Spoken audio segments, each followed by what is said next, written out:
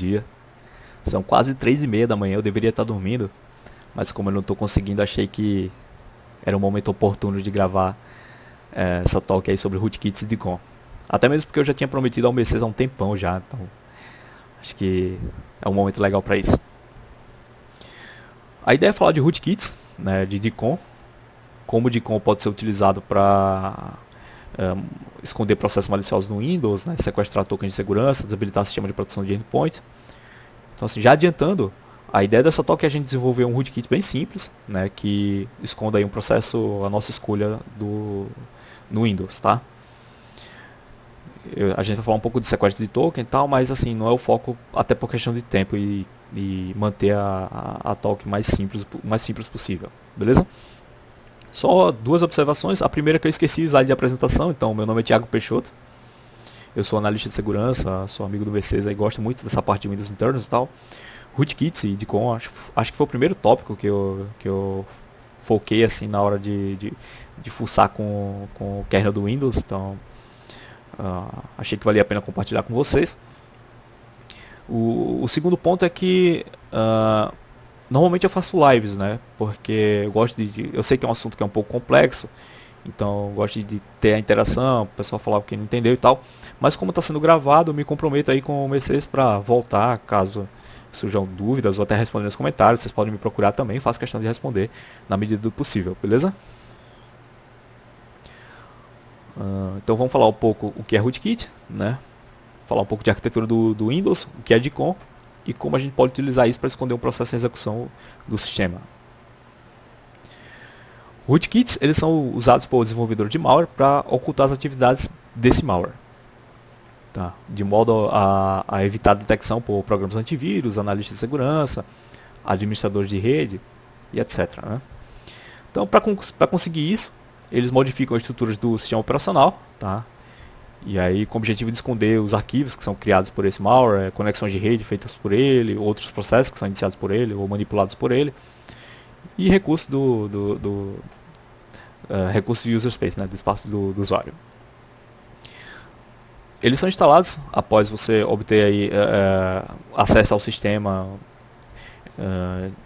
e privilégio administrativo, né? O primeiro rootkit conhecido para Windows foi conhecido como NT Rootkit, né? E ele foi criado por esse cara aí em 1999. Tá aí o link do artigo se vocês quiserem ler. Achei bem bacana. E falando da relação de rootkits e DCOM, DCOM é uma técnica comum utilizada por rootkits, né? Já adiantando o que é DCOM, é uma manipulação direta de objetos do kernel, né? Então, se você quiser esconder um processo, você vai manipular a estrutura que representa um processo diretamente, beleza? E aí, essa observação, eu acho que vale muito. Eu vou voltar para ela lá na frente, mas achei que já valia a pena ressaltar já desde o começo. Como o objetivo da gente, até por questão de tempo, é fazer um código muito simples, um rootkit muito simples, a gente não vai lidar com o mecanismo de sincronização, tá? Então, o que é que acontece? A gente vai manipular um objeto no kernel do Windows, sem se importar se outras threads vão estar usando esse objeto. Não, o que pode acontecer é um acesso simultâneo e aí dá tela azul.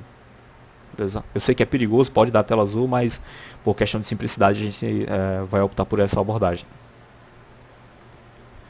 Falando um pouco de arquitetura do Windows, você tem os processos do usuário, né? Acho que o Mercedes ele tem um curso de malware que ele fala das DLLs, tá? Mas você tem processos do usuário, eles utilizam bibliotecas do subsistema, né? Então você tem a kernel 32DLL, user 32DLL. Essas bibliotecas se comunicam com outra DLL conhecida como Windows Native API, que é ntdll.dll, e essa biblioteca ela faz vamos dizer assim, ela faz a transferência, né, de user mode para kernel mode. Tá, então se você tiver, por exemplo, vendo aí no teu Windows de 64 bits, você vai ver que tem uma porrada de syscall, instrução syscall lá no código das funções. E aí, falando de kernel do Windows, você tem basicamente duas camadas dele, né, que é Executive e Kernel. Então, assim, essa camada de superior, vamos dizer assim, ela lida com gerenciamento de energia, criação de objetos, manipulação ou gerenciamento de processos e threads. E a parte mais inferior é para serviços, vamos dizer assim, não essenciais, mas críticos do sistema, beleza? Então, escalonamento de thread, sincronização de multiprocessadores, etc. Se um processo do usuário quiser se comunicar com o device driver, né? Então, já adiantando, a gente vai fazer um rootkit, e o rootkit ele é um device driver. Basicamente, esse fluxo aqui é seguido, né? A gente vai falar um pouco sobre o que é Object Manager, e I/O Manager também, e drivers, device drivers, né? Já que a ideia é fazer um rootkit, beleza? E aí, por fim, você tem uma camada inferior aqui de abstração de hardware e o hypervisor, enfim, são coisas que a gente não vai focar aqui. Falando um pouco de processo, né? Um processo ele é um container para conjunto de recursos necessários para a execução de um programa, né? Então, lembrando que programa é diferente de processo. Quando você dá 2 cliques lá no teu binário, ele vira uma entidade viva. Então, o sistema vai reservar recursos para a execução daquele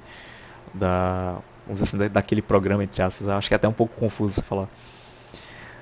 Um processo ele é representado no kernel do Windows por uma estrutura chamada eProcess. Tá? E essa estrutura ela é opaca. Quando eu falar opaca, vocês entendam que é uma estrutura que a Microsoft ela não fornece nenhum cabeçalho para você utilizar no teu device driver lá, e nem documentação para certos campos. Então, a ideia é que a Microsoft seja livre para modificar esses campos, né, vamos dizer, durante versões do Windows, não impactando no desenvolvimento de device drivers, beleza? Então, esse processo ele tem uma thread, tá?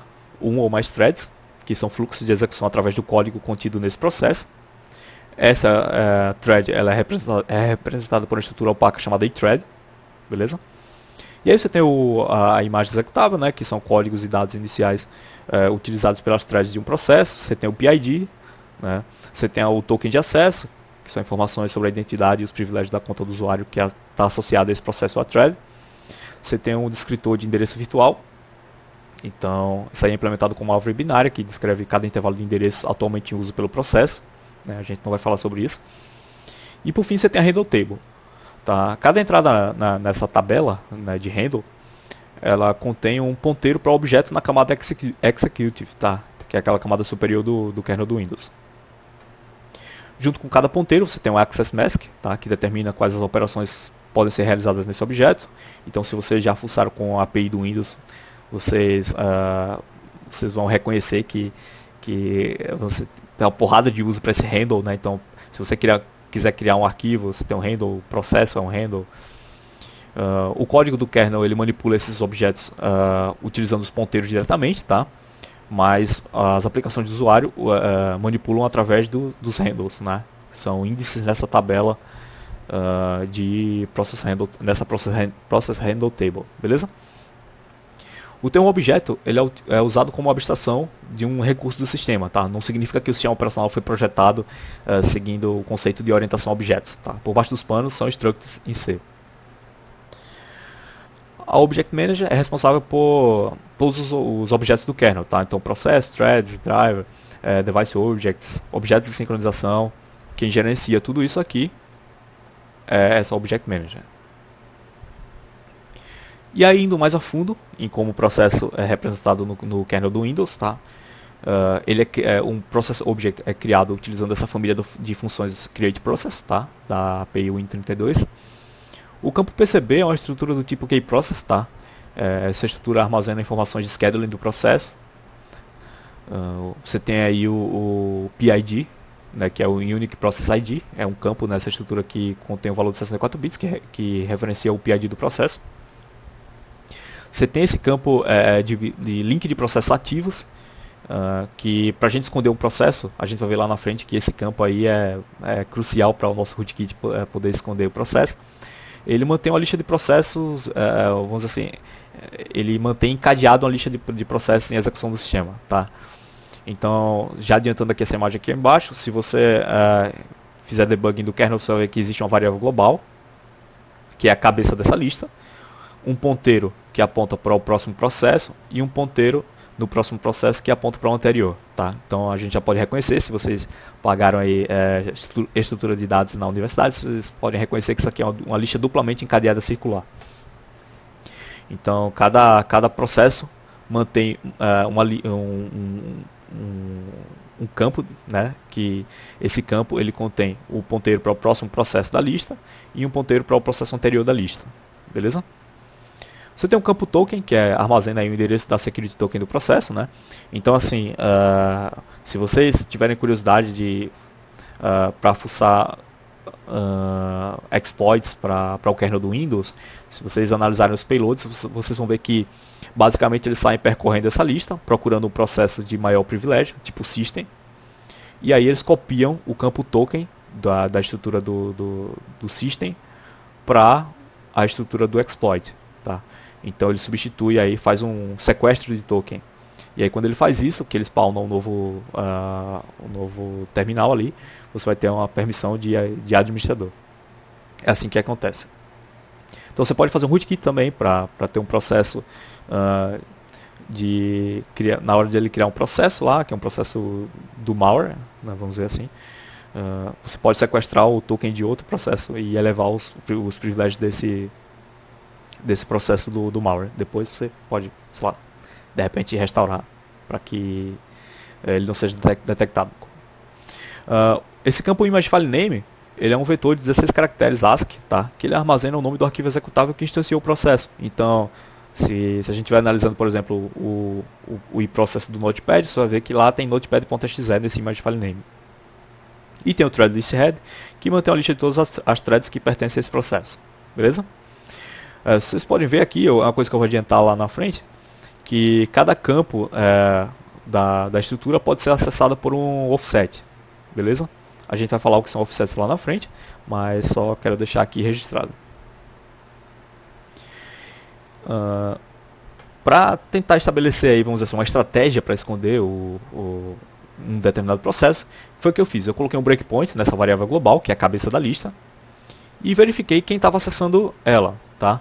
Então, coloquei um breakpoint, mandei o kernel seguir a execução, e ele deu um breakpoint hit aqui. Quando eu fui examinar, eu vi que, quando eu fiz aqui um trace, né, das funções, eu vi que o gerenciador de tarefas estava acessando essa lista, né? Estava acessando a cabeça da lista.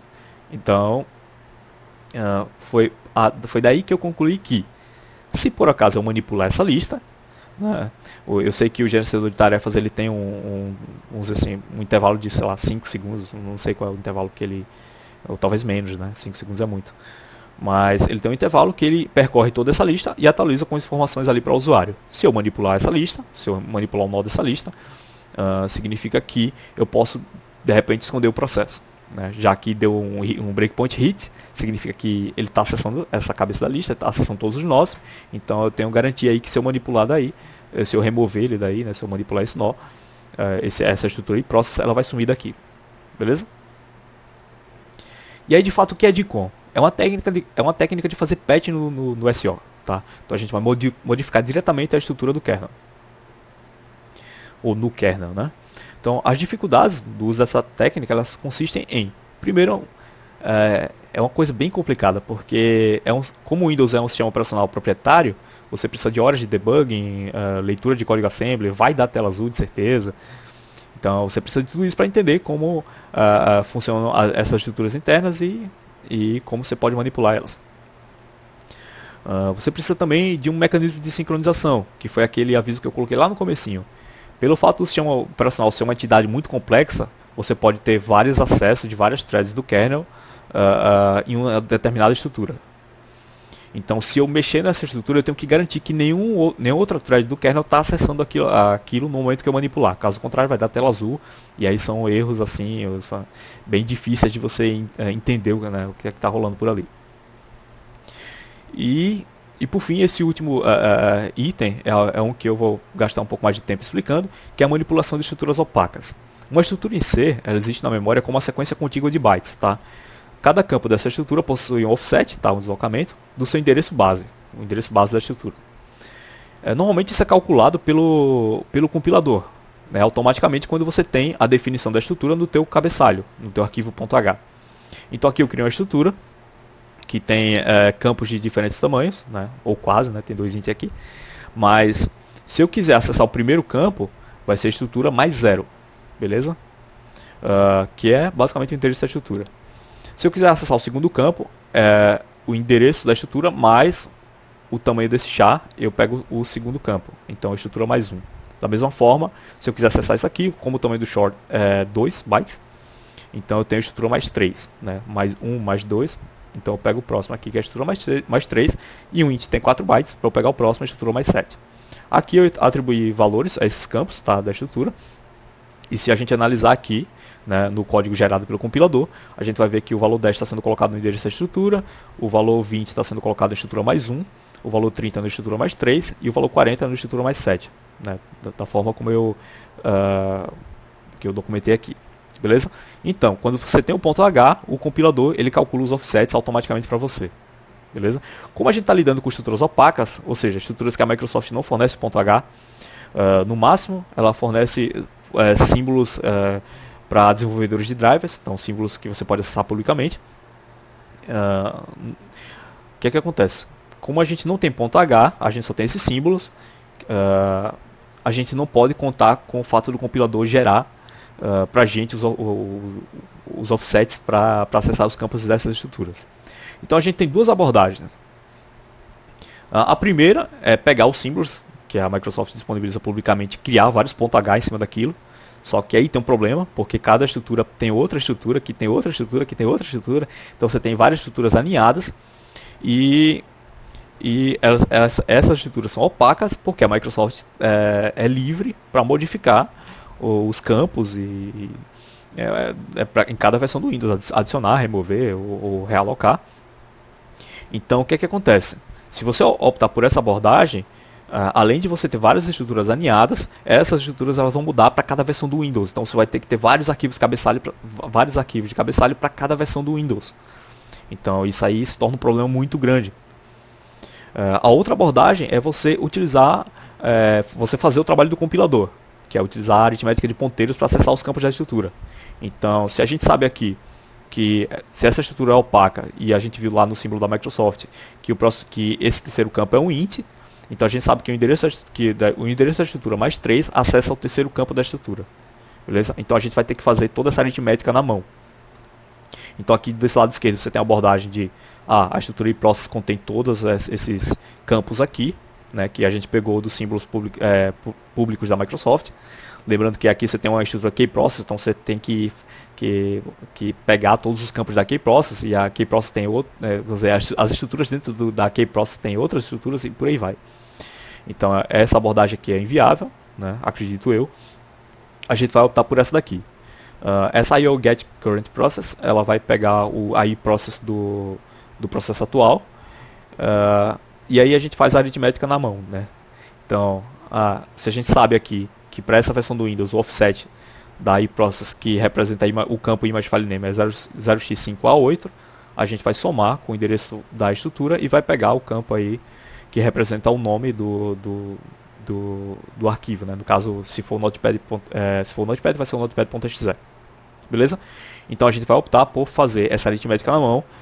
E aí, caso a gente tenha versões diferentes do Windows, a gente só faz um if lá. If versão tal, o offset é esse. If versão tal, o offset é esse outro aqui.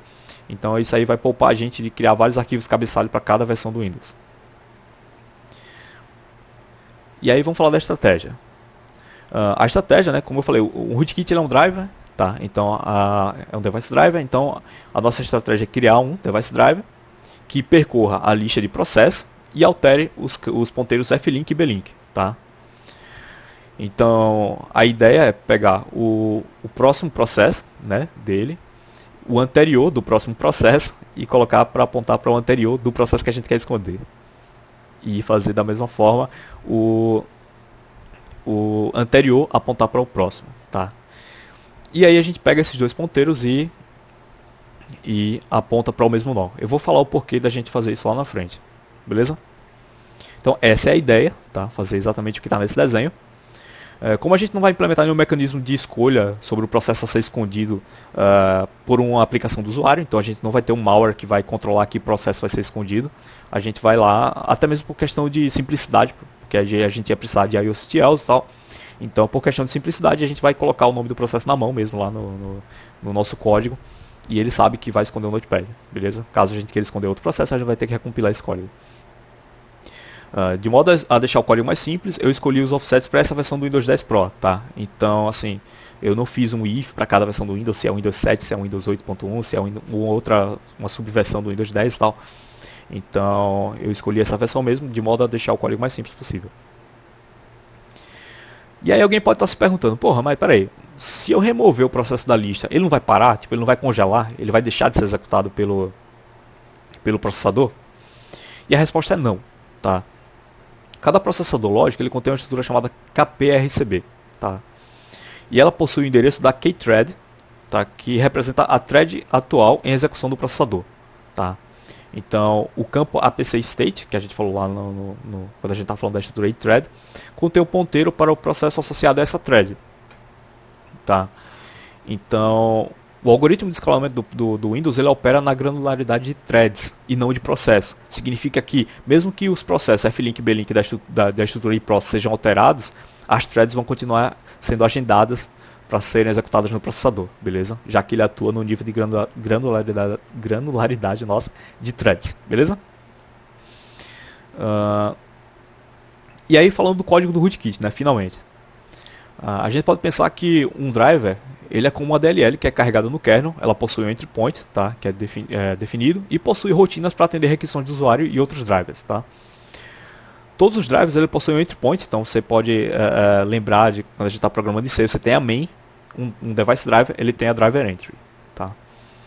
No momento de carga do driver, né, a imagem, ou seja, o arquivo .sys, né, que representa o device driver, é mapeado em kernel space. Um driver object é criado, registrado e parcialmente inicializado pela Object Manager e IO Manager, e ele é passado como parâmetro para driver entry. Então a gente já viu aqui que é o primeiro parâmetro. Esse outro parâmetro a gente não vai utilizar. A função driver entry é responsável por inicializar configurações específicas do driver, registrar rotinas para atender requisições do usuário também, né? Só que a gente não vai registrar nenhuma rotina para isso, a ideia é manter o mais simples possível.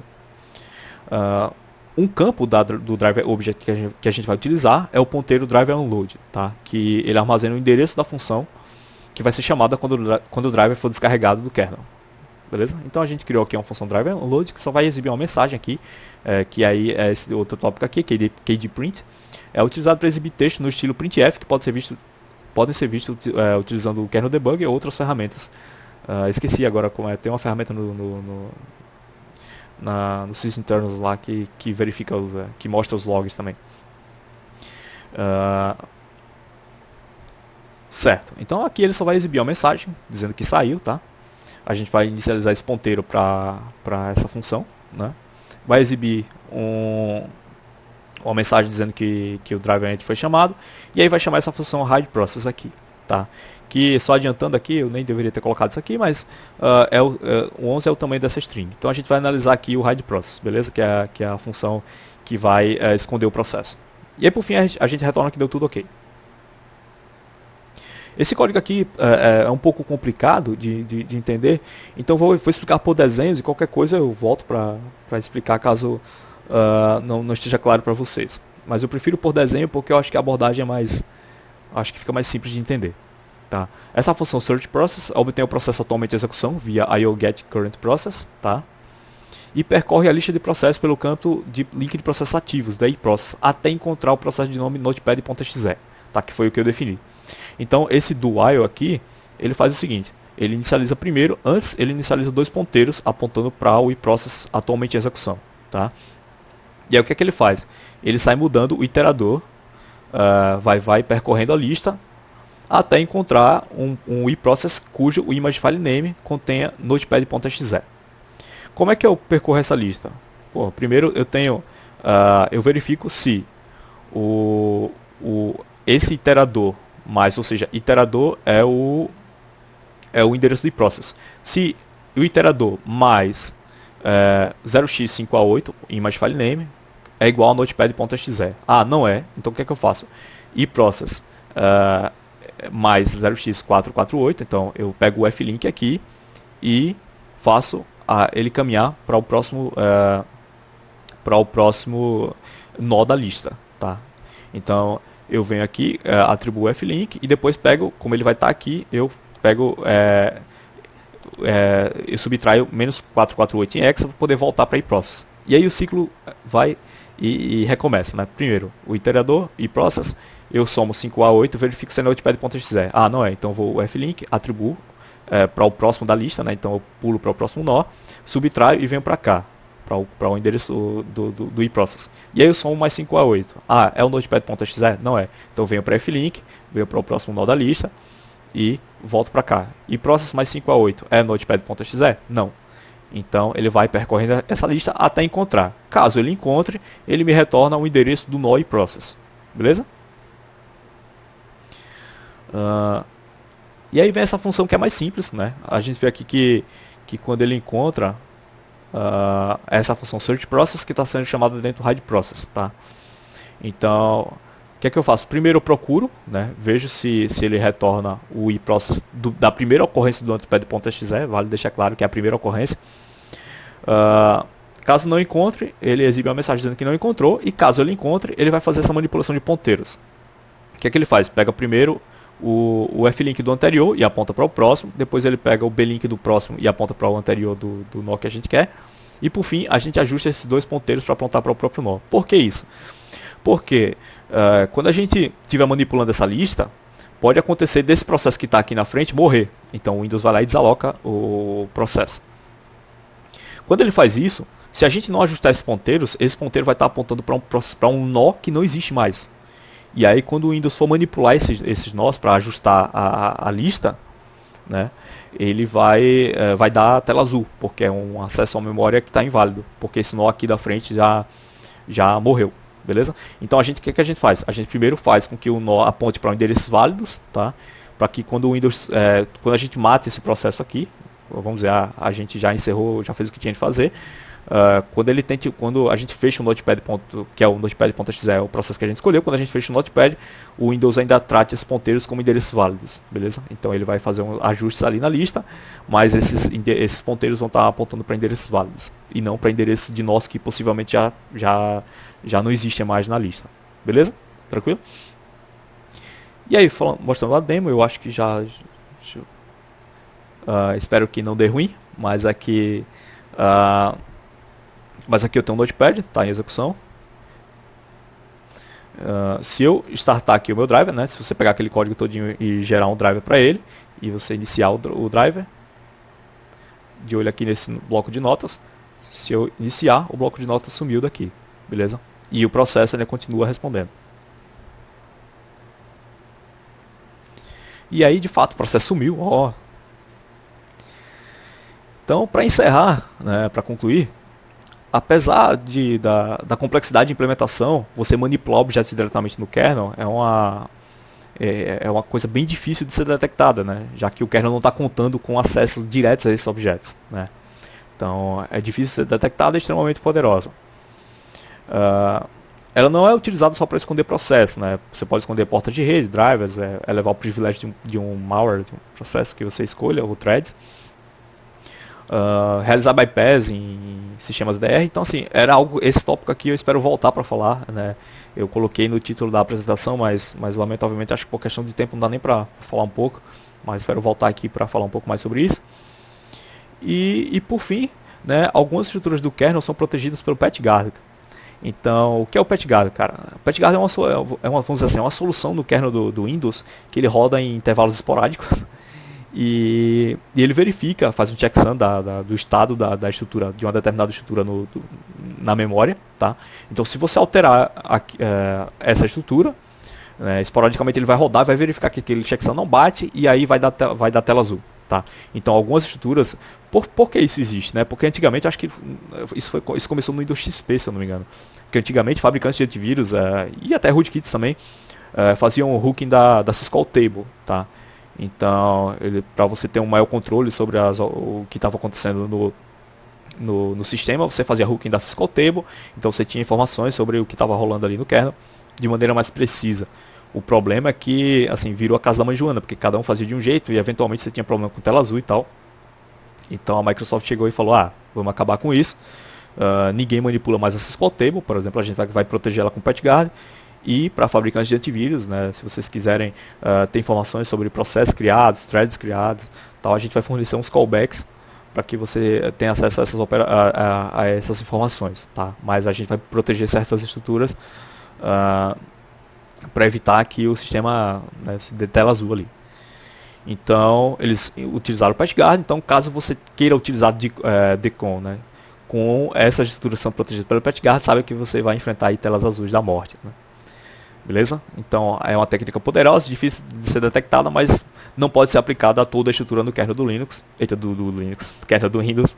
Estou com a cabeça no Linux. Mas kernel do Windows, porque você vai ter aí um problema de tela azul, né? Porque o checksum não vai bater, então o kernel vai abortar a execução ali e acabou. Beleza? Então, se você tiver alguma dúvida, podem me procurar aí.